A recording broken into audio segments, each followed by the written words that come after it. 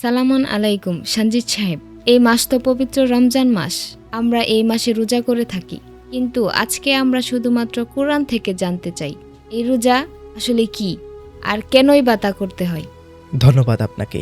দেখুন, এই রোজা নিয়ে পৃথিবীতে অনেক কথা বলা হয়, কিন্তু সবচেয়ে কম বিশ্লেষণ করা হয় কোরআনের ভাষায়। রোজা, কোরআনে কিন্তু এই শব্দটি ব্যবহার করা হয়নি। কোরআনের শব্দ হলো সাউম বা সিয়াম। আজ আমরা দেখব সাউম আসলে কি, তার আরবি অর্থ কি, আর কোরআন নিজে কিভাবে এটাকে সংজ্ঞায়িত করেছে। কোনো হাদিস নয়, কোনো ফিক নয়, কেবল কোরআন নিজেই নিজের ব্যাখ্যা করবে। দেখুন, সাউম শব্দের ভাষাগত বিশ্লেষণ করতে গেলে সাউমের মূল ধাতু হলো সদ ও মিম। এই রুট আরবিতে মূলত বোঝায় বিরত থাকা, সংযত থাকা, থেমে থাকা। প্রথমেই আমরা যাই একটি গুরুত্বপূর্ণ আয়াতে, সূরা মারিয়াম ২৬ নম্বর আয়াত। এখানে আল্লাহ তাআলা বলেছেন, ফাকুল্লি ওয়াশরবি ওয়াকর্রি আইনান ফাইম্মা তারইন্না মিনাল বাশারি আহাদান ফাকুলি ইন্নী নাযারতু লিররহমানি সাওমান ফালানুকাল্লিমাল ইয়াওমা ইনসিয়া। অতঃপর তুমি খাও, পান করো এবং চোখ জোড়াও। আর যদি তুমি কোনো লোককে দেখতে পাও, তাহলে বলে দিও, আমি পরম করুণাময়ের জন্য চুপ থাকার মানত করেছি। অতএব আজ আমি কোনো মানুষের সাথে কিছুতেই কথা বলবো না। এখানে মরিয়ম আলাইহিস সালাম বলেছেন তিনি সাওম নজর করেছেন এবং বলতেছেন আমি আজ কারো সাথে কথা বলবো না। এখানে লক্ষ্য করুন, খাদ্য থেকে বিরত থাকা বলা হয়নি, পানীয় থেকে বিরত থাকার কথাও বলা হয়নি। এখানে সাওম কথা বলা থেকে বিরত থাকা, অর্থাৎ সাওম বা সিয়াম শব্দের মূল অর্থ হলো কোনো কাজ থেকে বিরত থাকা। এখন আমরা আসি সেই আয়াতে যেখানে সাওম ফরজ করা হয়েছে, সূরা আল বাকারা ১৮৩ নম্বর আয়াত। এখানে আল্লাহ তাআলা বলেছেন, ইয়া আইয়ুহাল্লাযীনা আমানু কুতিবা আলাইকুমুস সিয়ামু কামা কুতিবা আলাল্লাযীনা মিন ক্বাবলিকুম লাআল্লাকুম তাত্তাকুন। হে মুমিনগণ, তোমাদের উপর সিয়াম ফরজ করা হয়েছে যেভাবে ফরজ করা হয়েছিল তোমাদের পূর্ববর্তীদের উপর, যাতে তোমরা তাকওয়া অবলম্বন করো। এখানে কুতিবা শব্দটি খুব গুরুত্বপূর্ণ। এর অর্থ নির্ধারিত হয়েছে, বিধিবদ্ধ হয়েছে, বাধ্যতামূলক করা হয়েছে। অর্থাৎ এটি ঐচ্ছিক আত্মশুদ্ধির প্রস্তাব নয়, এটি একটি নির্ধারিত বিধান। এখন সবচেয়ে গুরুত্বপূর্ণ প্রশ্ন, সাওমে কি কি থেকে বিরত থাকতে হবে? এটা আমাদের অনুমান করতে হবে না, কোরআন নিজেই বলে দিয়েছে। আমরা যদি সূরা আল বাকারার ১৮৭ নম্বর আয়াতে যাই, সেখানে দেখতে পারবো আল্লাহ তাআলা বলতেছেন, সিয়ামের রাতে তোমাদের জন্য তোমাদের স্ত্রীদের নিকট গমন হালাল করা হয়েছে, তারা তোমাদের জন্য পরিচ্ছদ এবং তোমরা তাদের জন্য পরিচ্ছদ। আল্লাহ জেনেছেন যে তোমরা নিজেদের সাথে খেয়ানত করেছিলে, অতঃপর তিনি তোমাদের তওবা কবুল করেছেন এবং তোমাদেরকে ক্ষমা করেছেন।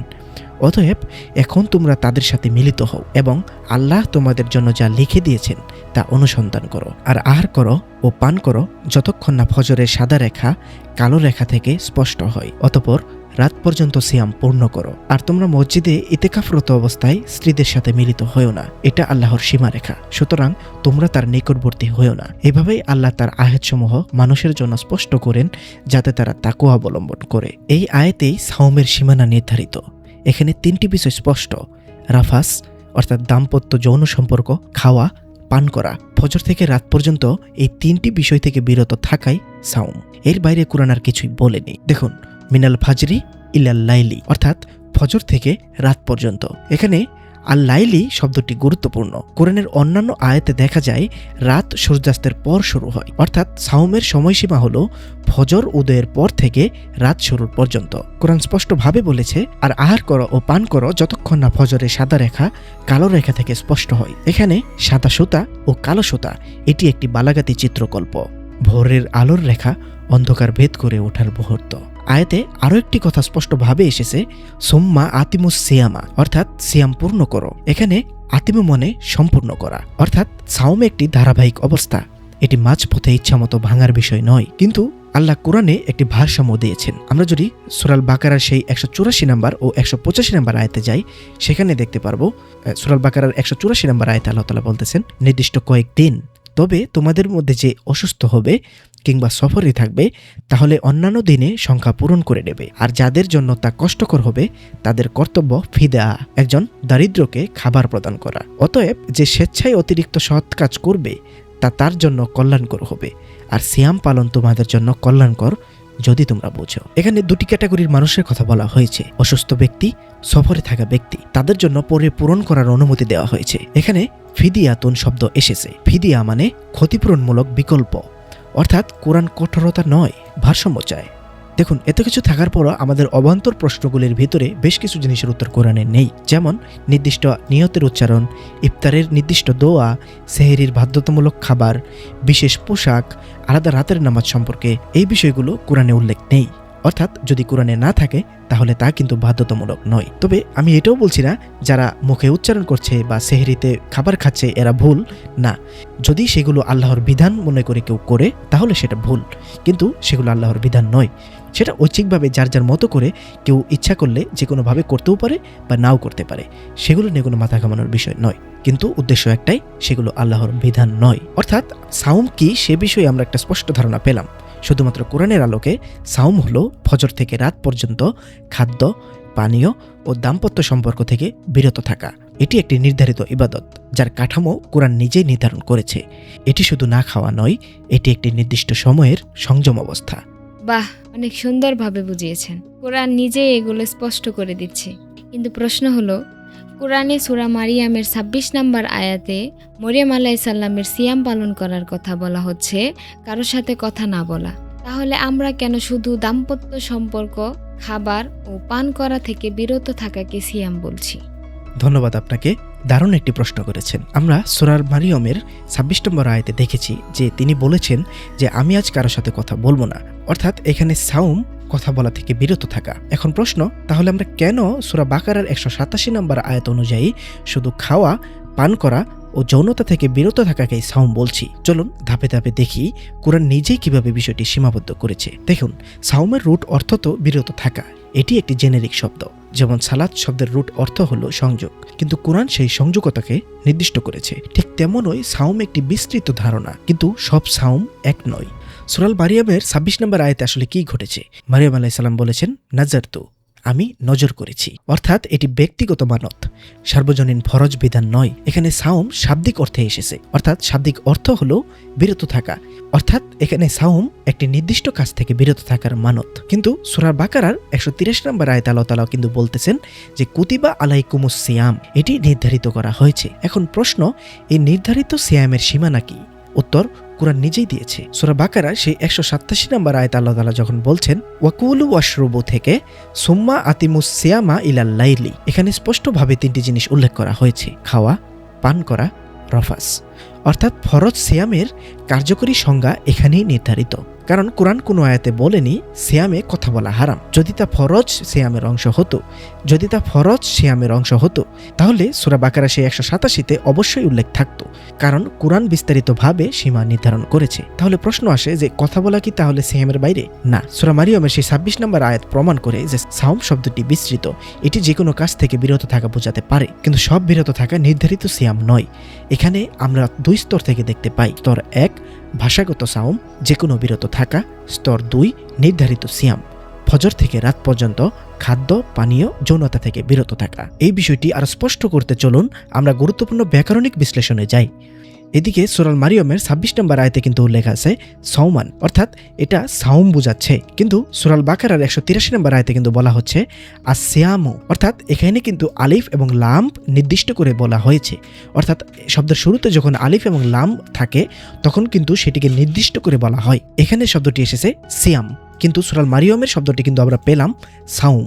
একটি ছোট্ট পার্থক্য অনেক কিছু নির্ধারণ করে। শব্দ দুটির মরফোলজিতে ধরন কিন্তু মাসদার বা ভার্বাল নাউন এবং রুট কিন্তু একই, বিরত থাকা, কিন্তু এখানে গ্রামাটিক্যাল কেস রয়েছে।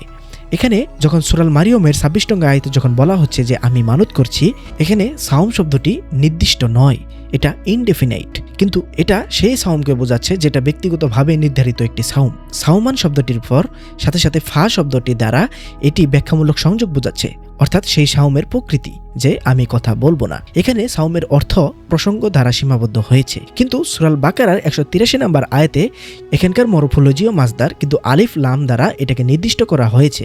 এটা ডেফিনাইটনেস, এখানে আলিফ লাম যুক্ত হয়েছে। এটি এখন নির্দিষ্ট, পরিচিত একটি প্রতিষ্ঠিত ইবাদত। এখানে এটি আর সাধারণ বিরত থাকা নয়, এটি একটি সংজ্ঞায়িত সিয়াম। এমনকি এখানে কুতিবা শব্দ অর্থাৎ পসেসিভ ভার্বও কিন্তু এসেছে, অর্থাৎ এই যে পুরো বাক্যটি যে সিয়াম তোমাদের উপর নির্ধারিত হয়েছে, এখানেই এটি বাক্যের কেন্দ্রীয় বিধান। দুই আয়াতের তুলনামূলক বিশ্লেষণ করতে গেলে শব্দের ক্ষেত্রে পাচ্ছি সাওম এবং সিয়াম, নির্দিষ্টতার ক্ষেত্রে পাচ্ছি সূরা আল মারিয়মের 26 নম্বর আয়াতে অনির্দিষ্ট, কিন্তু সূরা আল বাকারার 183 নম্বর আয়াতে কিন্তু নির্দিষ্ট করে দেওয়া হচ্ছে। এখানে আমরা দুটি আয়াতের প্রকৃতির ক্ষেত্রে আমরা দেখতে পাচ্ছি যে সূরা আল মারিয়মের 26 নং আয়াতটি ব্যক্তিগত মানতের কথা বলতেছে, কিন্তু সূরা আল মারিয়মের 26 নম্বর আয়াতটি ব্যক্তিগত মানতের কথা বলতেছে, কিন্তু সূরা আল বাকারার 183 নম্বর আয়াতটি নির্ধারিত বিধানের কথা বলতেছে। প্রসঙ্গ দ্বারা এখানে সীমা বলা হয়েছে। এখানে সূরা আল মারিয়মের 26 নম্বর আয়াতে কথা না বলা হলো প্রসঙ্গ, আর এখানে সূরা আল বাকারার 183 নম্বর আয়াতের প্রসঙ্গগুলো পরবর্তী আয়াতগুলোতে সংজ্ঞায়িত করা হয়েছে। তাহলে কি কথা নিয়ন্ত্রণ সিয়ামের অংশ নয়? এখানে সূক্ষ্ম বিষয় আছে। সূরা বাকারার 183 নম্বর আয়াতে যখন বলতেছে লাআল্লাকুম তাত্তাকুন, তাকওয়া অর্জন, তাকওয়া মানে আত্মসংযম। সুতরাং যদিও কোরআন ফরজ সিয়ামের সীমানায় কথা নিষিদ্ধ বলেনি, তবে তাকওয়া অর্জনের লক্ষ্যে কথা সংযম অবশ্যই অন্তর্ভুক্ত। অর্থাৎ কথা না বলা ফরজ সিয়ামের শর্ত নয়, কিন্তু সংযমী ভাষা তাকওয়ার স্বাভাবিক ফল। আমরা শুধু খাওয়া, পান করা ও যৌনতা থেকে বিরত থাকাকে সিয়াম বলছি, কারণ কোরআন সূরা আল বাকারার 187 নম্বর আয়াতেই সীমা নির্ধারণ করেছে। এটি ফরজ সিয়ামের কাঠামো, কিন্তু সূরা আল মারিয়মের 26 নম্বর আয়াত একটি নজরকৃত বিশেষ সাওমের উদাহরণ। অর্থাৎ সব সাওম সিয়াম নয়, কিন্তু নির্ধারিত সিয়াম একটি নির্দিষ্ট ধরনের সাওম। আচ্ছা, তাহলে বুঝতে পারলাম যে দুটি বিষয়ে মেলবন্ধন তো রয়েছে, তবে কথা না বলা নির্ধারিত বা ফরজ করা হয়নি। তবে অবশ্যই চাইলে কথা বলা থেকে বিরত থাকতে পারবো যদি তা সাওম পালনে কার্যকারিতা লাগে। তবে রোজা বা সাওম কি তা পবিত্র কোরআন থেকে স্পষ্ট হলো। কিন্তু আপনাকে আরেকটি প্রশ্ন করেছিলাম যে এই সিয়াম আসলে কেন করা হয়? জি, আমরা দেখেছি যে সাওম কি। এখন প্রশ্ন আরো গভীর যে আল্লাহ কেন এটি নির্ধারণ করলেন? খোদাই কি আসলে লক্ষ্য? খোদাটা কি আসলে লক্ষ্য, নাকি এর ভেতরে অন্য কোনো নির্মাণ কৌশল কাজ করছে? চলুন সরাসরি আয়াতে যাই। আমরা সূরা আল বাকারার 183 নম্বর আয়াতে যেটা পেয়েছি যে লাআল্লাকুম তাত্তাকুন, এটাই আসলে উদ্দেশ্য, তাকওয়া অর্জন অর্থাৎ মুত্তাকি হওয়া। এই লাইনে লাআল্লা আশা করা যায় যেন তোমরা তাত্তাকুন মুত্তাকি হতে পারো বা তাকওয়া অর্জন করতে পারো। এখানে ধাতু ওয়া কফ ইয়া অর্থ রক্ষা করা, ঢাল তৈরি করা, নিজেকে সংযত রাখা। এখানে তাত্তাকুন শব্দটির ধাতুটি হলো ওয়াও কফ ইয়া, এর অর্থ হলো রক্ষা করা, ঢাল তৈরি করা, নিজেকে সংযত রাখা। তাকওয়া মানে শুধু ভয় নয়, এটি এক ধরনের সচেতন আত্মরক্ষা, একটি নৈতিক ঢাল। অর্থাৎ সাওমের লক্ষ্য ক্ষুধা নয়, লক্ষ্য হলো অন্তরের নিরাপত্তা ব্যবস্থা তৈরি করা। এখন প্রশ্ন হলো যে তাকওয়া কিভাবে গড়ে ওঠে? সাওমে 3টি জিনিস থেকে বিরত থাকার কথা বলা হয়েছে, যেটা আমরা জেনে আসলাম যে খাদ্য, পানীয় ও যৌনতা। এই 3টি মানুষের প্রাথমিক প্রবৃত্তি। কুরআন মানুষের প্রকৃতি সম্পর্কে বলে, আমরা যদি সূরা আল ইমরানের 14 নম্বর আয়াতে যাই, আমরা সেখানে দেখতে পারবো আল্লাহ তাআলা বলতেছেন, মানুষের জন্য সুশোভিত করা হয়েছে প্রবৃত্তির ভালোবাসা, নারী, সন্তানাদি, রাশারাশি সোনারোপা, চিহ্নিত ঘোড়া, গবাদি পশু ও শস্যক্ষেত। এগুলো দুনিয়ার জীবনের ভোগ সামগ্রী, আর আল্লাহ তার নিকট রয়েছে উত্তম প্রত্যাবর্তন স্থল। এই আয়াত থেকে বুঝতেছি যে মানুষের কাছে প্রবৃত্তি আকর্ষণীয় করে দেওয়া হয়েছে, আর সাওম সেই আকর্ষণকে হত্যা না করে বরং নিয়ন্ত্রণ শেখায়। এ যেন এক ধরনের নৈতিক ট্রেনিং ক্যাম্প। সূরা আল বাকারার 185 নম্বর আয়াতে যদি যাই, সেখানে আমরা দেখতে পারবো আল্লাহ তাআলা বলতেছেন, রমজান মাস যাতে কোরআন নাজিল করা হয়েছে মানুষের জন্য হিদায়াত স্বরূপ এবং হিদায়াতের সুস্পষ্ট নিদর্শনাবলী ও সত্য মিথ্যার পার্থক্যকারী রূপে। সুতরাং তোমাদের মধ্যে যে মাসটির সাক্ষী হবে সে যেন তাতে সিয়াম পালন করে, আর যে অসুস্থ হবে অথবা সফরে থাকবে তবে অন্যান্য দিবসে সংখ্যা পূরণ করে নেবে। আল্লাহ তোমাদের সহজ চান এবং কঠিন চান না। আর যাতে তোমরা সংখ্যা পূরণ করো এবং তিনি তোমাদেরকে যে হিদায়াত দিয়েছেন তার জন্য আল্লাহর বড়ত্ব ঘোষণা করো এবং যাতে তোমরা শুকর করো। অর্থাৎ এ আয়াত থেকে পাচ্ছি যে রমজান মাস যে মাসে কোরআন নাজিল হয়েছে, এখানে একটি গভীর সম্পর্ক তৈরি হচ্ছে। সাওম কেবল খাদ্যবিরতি নয়, এটি এমন এক সময় যেখানে মানুষ কোরআনের সাথে পুনরায় সংযুক্ত হয় যে মাসে কোরআন নাজিল হয়েছে।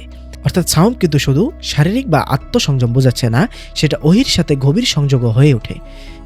এ আয়াতে যখন বলা হচ্ছে যেন তোমরা কৃতজ্ঞ হও, এখানে বিশেষ হিকমা রয়েছে। আমরা বাস্তবিকভাবে ভাবলে দেখতে পারবো ক্ষুধা মানুষকে অভাব বোঝায়, আর অভাব মানুষকে কৃতজ্ঞতা শেখায়। যখন পানি সামনে থাকে কিন্তু আপনি পানি পান করেন না, তখন আপনি উপলব্ধি করেন এটি কত বড় নিয়ামত। সাওম মানুষকে অস্থায়ী অভাবের ভেতর দিয়ে স্থায়ী কৃতজ্ঞতা শেখায়। সাওমের সময় কেউ আমাদেরকে দেখছে না, আমরা একা ঘরে, পানি সামনে, কিন্তু তবু আমরা পানি পান করছি না। কেন? কারণ এটি সামাজিক প্রদর্শনী নয়, এটি অদৃশ্য পর্যবেক্ষকের প্রতি আনুগত্য। ঠিক এই জায়গাতেই তাকওয়া জন্ম নেয়। আল্লাহ যখন আরও বলতেছেন আল্লাহ তোমাদের জন্য সহজ চান, কঠিন নয়, অর্থাৎ সাওম শাস্তিমূলক ব্যবস্থা নয়, এটি ভারসাম্যপূর্ণ বিধান। অসুস্থ হলে ছাড় আছে, সফরে থাকলে ছাড় আছে। তার মানে সাওমের উদ্দেশ্য কষ্ট দেওয়া নয়, বরং উন্নত করা। সূরা বাকারা সেই 183 নম্বর আয়াত থেকে কিন্তু আমরা একটা ইতিহাসের ধারাবাহিকতা পাচ্ছি, যে আল্লাহ যখন বলতেছেন যে তোমাদের পূর্ববর্তীদের উপরে এটি নির্ধারিত হয়েছিল। অর্থাৎ সাওম একটি চিরন্তন নৈতিক প্রশিক্ষণ পদ্ধতি, মানবজাতির জন্য ধারাবাহিক এক আত্মসংযম প্রকল্প। তাহলে সারসংক্ষেপে বলতে গেলে সাওম কেন, অর্থাৎ সাওম আমরা কেন পালন করব বা কেন করতে হবে, এই মুহূর্তে শুধুমাত্র কোরআনের আলোকে আমরা পেলাম যে সাওমের আসল কারণ বা আসল উদ্দেশ্য তাকওয়া গঠনের জন্য, আত্মসংযম শেখার জন্য, প্রবৃত্তির উপর নিয়ন্ত্রণের জন্য, কোরআনের সাথে সংযোগের জন্য, কৃতজ্ঞতা শেখার জন্য, নৈতিক ঢাল তৈরির জন্য।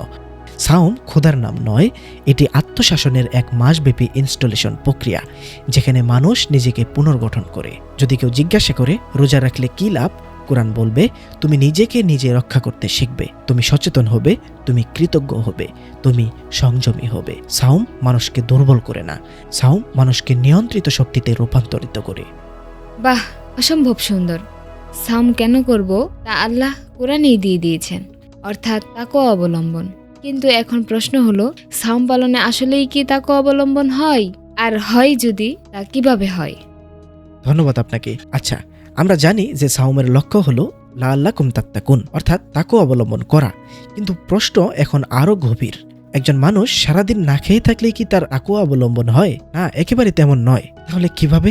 চলুন ধাপে ধাপে দেখি। দেখুন, তাকওয়া শব্দের মূল ধাতু কিন্তু আমরা দেখে এসেছি যে ওয়াও কফ ইয়া, এর অর্থ কিন্তু ঢাল তৈরি করা, নিজেকে রক্ষা করা, অর্থাৎ জাহান্নামের আগুন থেকে বাঁচার জন্য প্রতিরক্ষা নেওয়া। কোরআন বহুবার বলেছে মানুষকে আগুন থেকে বাঁচতে হবে, কিন্তু আগুনের আগে আসে প্রবৃত্তি। আমরা জানি যে আমাদের প্রত্যেকের ভিতরে নফস রয়েছে। সেই নফস এবং প্রবৃত্তি নিয়ে আমি পরিপূর্ণ একটি ভিডিও বানিয়ে রেখেছি, যে নফসের 3টি স্তর, আমরা সেগুলো নিয়ে আলোচনা করেছি সেই ভিডিওতে। আপনারা চাইলে সেই ভিডিওতে চেক আউট করতে পারেন। সেখানে নফস বিষয়ে একটি পরিপূর্ণ ধারণা পেয়ে যাবেন, যে নফস কিভাবে আমাদেরকে ধোঁকায় ফেলে রাখে এবং নফসকে কিভাবে পরিশুদ্ধ করে উপরে বা উন্নত করা যায়। কিন্তু এই মুহূর্তে আমরা সূরা ইমরানের যখন 14 নম্বর আয়াতটি পড়েছি, সেখানে আমরা দেখতে পেয়েছি যে মানুষের জন্য সুশোভিত করা হয়েছে প্রবৃত্তির ভালোবাসা, নারী, সন্তানাদি, রাশি রাশি সোনারূপা, চিহ্নিত ঘোড়া, গবাদি পশু ও শস্যক্ষেত। অর্থাৎ মানুষের কাছে কিন্তু আকর্ষণীয় করে দেওয়া হয়েছে কামনা, অর্থাৎ মানুষের ভেতরেই কিন্তু একটি টান আছে। আর এই রমজান মাসে আমাদের সাওম সেই টানের সাথে যুদ্ধ শেখায়। আচ্ছা, বেশ কিছু উদাহরণে যাই। ধরুন, দুপুর 2টা, খুব গরম, গলা শুকিয়ে যাচ্ছে, আপনার সামনে পানি, কেউ দেখছেও না, তবুও আপনি পান করলেন না। এই মুহূর্তেই তাকওয়া জন্ম নেয়, কারণ এখানে 3টি জিনিস ঘটেছে: প্রবৃত্তি সক্রিয়, সুযোগ উপস্থিত, তবুও আপনি বিরত থাকলেন। এটাই তাকওয়ার বাস্তব রূপ। আরো কয়েকটি উদাহরণের ক্ষেত্রে আমরা বেশ কিছু উদাহরণ দিতে পারি, যেমন কৃতজ্ঞতার জন্ম। আল্লাহ যখন সূরা বাকারার 185 নম্বর আয়াতে বলেছেন যে যেন তোমরা কৃতজ্ঞ হও, তার মানে আমরা বুঝতে পারি যে যখন প্রতিদিনই আমাদের সামনে পানি সহজলভ্য হয়ে থাকে, আমরা তার জন্য তার মূল্য বুঝি না। কিন্তু সাওমে যখন সূর্যাস্তের দিকে অপেক্ষা করি, এক গ্লাস পানি যেন জান্নাতের ঝর্ণা। অর্থাৎ সাওম সাময়িক বঞ্চনার মাধ্যমে স্থায়ী কৃতজ্ঞতা তৈরি করে। খোদা আমাদের শেখায় খাবার শুধু অভ্যাস নয়, নিয়ামত। তারপর যে বিষয়টি আমাদেরকে উন্নত হয় সেটা হলো সচেতনতা। সাওম মানুষকে স্বয়ংক্রিয় জীবন থেকে বের করে। সাধারণ দিনে আমরা না ভেবেই খাই, না ভেবেই পান করি, না ভেবেই ইচ্ছা পূরণ করি, কিন্তু সাওমে প্রতিটি কাজ সচেতন সিদ্ধান্ত। আমি পারি কিন্তু করব না, এই বাক্যটি মানুষকে রূপান্তরিত করে। এটি একটি অভ্যন্তরীণ ব্রেক সিস্টেম তৈরি করে। মানুষের মস্তিষ্কে 2টি শক্তি কাজ করে: তৎক্ষণিক তৃপ্তি, দীর্ঘমেয়াদী উদ্দেশ্য। সাওম দীর্ঘমেয়াদী উদ্দেশ্যকে শক্তিশালী করে। প্রতিদিন কয়েক ঘন্টা নিজের প্রবৃত্তিকে থামানো মানসিক পেশি তৈরি করে। যেমন যারা জিম করে থাকেন তারা জেনে থাকবেন যে জিমে যখন আপনি যাবেন, আপনি প্রথম দিন যাওয়ার পর আপনি তেমন ভারী কোনো ওজন তুলতে পারবেন না, কিন্তু ধীরে ধীরে জিমে প্রতিনিয়ত রেগুলার যাওয়াকালীন সেখানে ওজন তুলতে তুলতে ধীরে ধীরে আমাদের শরীর একটি উন্নত পর্যায়ে চলে যায়, যখন আমরা প্রথম দিন যে পরিমাণ ভর উত্তোলন করেছিলাম তার থেকে বেশি ভর উত্তোলন করতে পারি। যারা জিমে গিয়েছেন বা গিয়ে থাকেন তারা এই বিষয়গুলো ভালোভাবে জানেন। এটা পুরোপুরি আমার বাস্তব অভিজ্ঞতার সাথে মেল খায়। আমি প্রথম দিন সেভাবে কোনো ওজন তুলতে পারিনি, কিন্তু আজ আমার কাছে তার থেকে কোনো ভারী ওজনও ভারী মনে হয় না। অর্থাৎ জিমে যেমন ভর তোলা পেশি বাড়ায়, সাওম আত্মসংযম বাড়ায়। সাওম একটি গোপন ইবাদতের মধ্যেও পড়ে। আপনি চাইলে একা ঘরে তা পূর্ণ নাই করতে পারেন, কেউ জানবেও না, কিন্তু আপনি জানেন, আল্লাহ জানেন। এখানেই সততার জন্ম। এটি সামাজিক ধর্ম নয়, এটি অন্তরের চুক্তি। সাওমের মাধ্যমে আমাদের অভ্যাসও ভাঙা হয়। আমরা অভ্যাসের দাস। চা ছাড়া সকাল হয় না, খাবার ছাড়া দুপুর চলে না। এগুলো আমাদের জীবনের দৈনন্দিন অভ্যাস। কিন্তু সাওম বলে তুমি অভ্যাসের মালিক, অভ্যাস তোমার মালিক নয়। এটি মানসিক একটি স্বাধীনতা দেয়। ধৈর্য ও স্থিতিশীলতা বাড়ে। ক্ষুধা মানুষকে অস্থির করে, তৃষ্ণা মানুষকে বিরক্ত করে, কিন্তু সাওমে মানুষ নিয়ন্ত্রণ করতে শেখে। ধৈর্য শুধু অপেক্ষা নয়, ধৈর্য হলো সঠিক অবস্থানে স্থির থাকা। সাওম সেই স্থিরতা তৈরি করে। আমাদের সামাজিক সংবেদনশীলতাও তৈরি হয়। যখন একজন মানুষ ক্ষুধা অনুভব করে, সে দারিদ্র্যের বাস্তবতা বুঝতে পারে। কৃত্রিম সহানুভূতি আর বাস্তব অনুভূতির কিন্তু পার্থক্য আছে। সাওম মানুষকে অনুভূতিতে যুক্ত করে। এই কারণেই কোরআন একই প্রসঙ্গে ফিদিয়া আপনি সূক্ষ্মভাবে ভাবলে বুঝবেন। এই কারণেই কিন্তু সূরা আল বাকারার 184 নম্বর আয়াতে ফিদিয়া প্রসঙ্গ এসেছে, অর্থাৎ একজন দারিদ্রকে খাবার প্রদান করা। দেখেছেন কি সুন্দরভাবে মিলে যাচ্ছে। আমি যখন জাস্ট এই বিষয়গুলো নিয়ে এই আয়াতগুলোকে ঠিক ভালোভাবে বিশ্লেষণ করলাম, ভালোভাবে একটু আকুল খাটালাম, ভালোভাবে একটু বোঝার চেষ্টা করলাম যে এর ভিতরে হিকমাগুলো কি রয়েছে, সেগুলো নেওয়ার চেষ্টা করলাম, তখন আমি এই মেলবন্ধনগুলো খুঁজে পেলাম। এটা এত বাস্তবতার সাথে মিল খাচ্ছে, এত হিকমাপূর্ণ শিক্ষা দিচ্ছে, সত্যিই চমৎকার বিষয়। আপনারা অনেকেই হয়তো ধ্যানের মাধ্যমে এই বিষয়গুলো উপলব্ধি করেছেন, কিন্তু আমি যখন এই বিষয়গুলো উপলব্ধি করলাম, আমার ঈমান আরও বেড়ে গেছে। দেখুন, আমাদের নফস কিন্তু যে কোনো জিনিস তৎক্ষণাৎ চায়, কিন্তু তাকওয়া চায় পরে। আর সাওম এই দুইয়ের মাঝে বিচারক বসায়। প্রতিদিনের এই অনুশীলন 1 মাস পরে মানুষকে ভিন্ন মানুষ বানায়। সাওমের সবচেয়ে গভীর দিক হলো আপনি উপলব্ধি করেন আপনি শুধু দেহ নন, আপনি এমন এক সত্তা যে নিজের দেহকেও নিয়ন্ত্রণ করতে পারে। এটি আত্মার নেতৃত্ব প্রতিষ্ঠা করে। সাওম ক্ষুধার চেয়ে বড়। এটি মানুষের ভেতরে শাসন ব্যবস্থা পুনর্গঠন করে। যে মানুষ পানি সামনে রেখেও পান করে না, সে অন্য অনেক অন্যায় থেকেও নিজেকে থামাতে পারবে। এই হলো তাকওয়ার প্রকৃত প্রশিক্ষণ। এতক্ষণ আমরা খাওয়া ও পান করার দিক নিয়ে কথা বলেছি, কিন্তু সূরা আল বাকারার সেই 187 নম্বর আয়াতে যে তৃতীয় স্তম্ভটি আছে, সেটা হলো কিন্তু যৌনতা থেকে বিরত থাকা। এটি এখন বিশ্লেষণের বিষয় যে যৌনতা থেকে বিরত থাকা কিভাবে তাকওয়া অবলম্বন হতে পারে। দেখুন, রফাস শব্দের ভাষাগত গভীরতা কিন্তু প্রচুর। রফাস শব্দের ভাষাগত গভীরতা অনেক। রফাস শব্দটি শুধু শারীরিক মিলন বোঝায় না। আরবিতে এটি যৌন ইঙ্গিতপূর্ণ কথা, উত্তেজনা, শারীরিক মিলন, পুরো যৌন ঘনিষ্ঠতার পরিসর বোঝায়। অর্থাৎ কোরআন শুধু শারীরিক ক্রিয়া বন্ধ করতে বলেনি, বরং যৌন উত্তেজনামূলক ঘনিষ্ঠতাকেও দিনের সময় স্থগিত করেছে। এটি অত্যন্ত তাৎপর্যপূর্ণ। যৌনতা মানুষের ভেতরে সবচেয়ে শক্তিশালী প্রবৃত্তিগুলোর একটি। খাবার যেমন দেহের জ্বালানি, যৌনতা তেমন প্রজাতির জ্বালানি। কোরআন পড়ে আমরা বুঝতেছি যে এই দুই প্রধান তাড়নাকে আপনি নিয়ন্ত্রণ করতে পারেন কিনা, সাওম সেখানে পরীক্ষা নেয়। এখন প্রশ্ন হলো যে যৌন সংযম কিভাবে তাকওয়া তৈরি করে। আমরা 2টি সেক্টরে ভাগ করেছি। প্রবৃত্তির শীর্ষ বিন্দুতে ব্রেক টানা। খাবারের তৃষ্ণা কয়েক ঘন্টা, কিন্তু যৌন আকাঙ্ক্ষা গভীর মানসিক টান তৈরি করে। যখন সাওম পালন করা হয়, দিবসের আলোয় স্বামী স্ত্রী একে অপরের কাছে আসে, কিন্তু তবুও তারা অপেক্ষা করছে। এই অপেক্ষা শুধু শারীরিক নয়, এটি নফসের উপর নিয়ন্ত্রণ। তাকওয়া মানে আগুন থেকে বাঁচার ঢাল। যৌনতা নিয়ন্ত্রণ সেই ঢালের একটি স্তর। হালাল জিনিস থেকেও বিরত থাকা। খাবার হালাল, দাম্পত্য সম্পর্ক হালাল, তবুও সাওমে দিনের বেলায় তা থেকে বিরত থাকতে বলা হয়েছে। এখানে গভীর হিকমা আছে। যে ব্যক্তি হালাল জিনিস থেকেও সময় মতো বিরত থাকতে পারে, সে হারাম থেকে বিরত থাকতে অনেক বেশি সক্ষম হবে। এটি আত্মনিয়ন্ত্রণের উচ্চতর স্তর। আকাঙ্ক্ষাকে সময়ের অধীনে আনা। সাওম যৌনতাকে নিষিদ্ধ করে না, বরং সময়ের মধ্যে সীমাবদ্ধ করে। রাত হয়েছে তো অনুমোদিত, দিন হয়েছে তো বিরতি। অর্থাৎ আকাঙ্ক্ষা আপনাকে চালাবে না, আপনি সময় অনুযায়ী আকাঙ্ক্ষাকে চালাবেন। এটাই নফসের উপর নেতৃত্ব প্রতিষ্ঠা। বাস্তব উদাহরণ, ধরুন একটি দম্পতি সাধারণ দিনে যখন ইচ্ছা তখনই ঘনিষ্ঠ হতে পারে, কিন্তু রমাদানে দিনের বেলায় তারা অপেক্ষা করে। এই অপেক্ষা ধৈর্য বাড়ায়, আবেগকে নিয়ন্ত্রণ করে, সম্পর্ককে সচেতন করে, পারস্পরিক সম্মান বাড়ায়। এটা শুধু শারীরিক সংযম নয়, এটি মানসিক শৃঙ্খলা। কোরআন বহু জায়গায় শালীনতা, সংযম, দৃষ্টি সংযত করা নিয়ে কথা বলেছে। যৌন সংযম সেই বৃহত্তর নৈতিক প্রকল্পের অংশ। সাওম সেই প্রকল্পকে 1 মাসের ইন্টেন্সিভ প্রশিক্ষণের রূপ দেয়। আমাদের নফসের স্বভাব আমি চাই, এখনই চাই, কিন্তু সাওম শেখায় তুমি চাইতে পারো, কিন্তু অপেক্ষা করবে। এই অপেক্ষা মস্তিষ্কে নতুন অভ্যাস তৈরি করে, তাৎক্ষণিক তৃপ্তির বদলে বিলম্বিত তৃপ্তি। যে ব্যক্তি বিলম্বিত তৃপ্তি শেখে সে দীর্ঘমেয়াদী নৈতিক সিদ্ধান্ত নিতে সক্ষম হয়। এটাই তাকওয়ার বীজ। সাওমের মাধ্যমে দাম্পত্য সম্পর্কের পবিত্রতা বৃদ্ধি পায়। আল্লাহ যখন বলেন রাতে তোমাদের জন্য হালাল করা হয়েছে, এই কথাটি অনেক গুরুত্বপূর্ণ। অর্থাৎ এটি আল্লাহর অনুমোদিত। অপেক্ষার পর প্রাপ্ত অনুমতি সম্পর্ককে আরও সচেতন ও কৃতজ্ঞ করে তোলে। অবিরাম প্রাপ্যতা মূল্য কমায়, নিয়ন্ত্রিত প্রাপ্যতা মূল্য বাড়ায়। আমরা তাকওয়ার একটি পূর্ণ চিত্র পেলাম। সাওম 3টি প্রধান প্রবৃত্তিকে স্পর্শ করে: খাদ্য, পানি, যৌনতা। এই 3টি নিয়ন্ত্রণ মানে দেহের উপর নেতৃত্ব প্রতিষ্ঠা।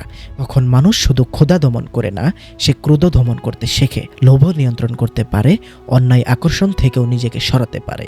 অর্থাৎ যে প্রশ্নটি ছিল সাওম কিভাবে তাকওয়া তৈরি করে, তার সারসংক্ষেপ হলো প্রবৃত্তির সামনে বিরত থাকার মাধ্যমে, সাময়িক অভাবের মাধ্যমে কৃতজ্ঞতা তৈরি করে, সচেতন সিদ্ধান্ত নেওয়ার অভ্যাস করে, গোপন সত্যতা তৈরি করে, ধৈর্য শেখায়, আত্মসংযম শক্তিশালী করে, অভ্যাসের শৃঙ্খল ভাঙে, নফসকে নিয়ন্ত্রণে আনে, শক্তিশালী প্রবৃত্তি অর্থাৎ যৌনতার উপর নিয়ন্ত্রণ আনে, বিলম্বিত তৃপ্তির অনুশীলন ঘটায়, নফসের পুনর্গঠন করে, হালাল থেকেও সময় মতো বিরত থাকার সক্ষমতা ঘটিয়ে আমাদেরকে হারাম থেকেও বিরত থাকার সক্ষমতাকে সহজ করে, সম্পর্কের সচেতনতা বৃদ্ধি করে, তাকওয়ার বাস্তব ঢাল নির্মাণ করে।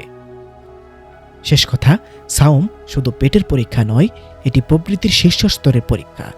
যে ব্যক্তি দিনের বেলায় হালাল সম্পর্ক থেকেও বিরত থাকতে পারে, সে অন্ধকারে হারাম থেকে নিজেকে রক্ষা করতে সক্ষম। এটাই তাকওয়ার বাস্তব রূপ, এটাই সাওমের আসল উদ্দেশ্য।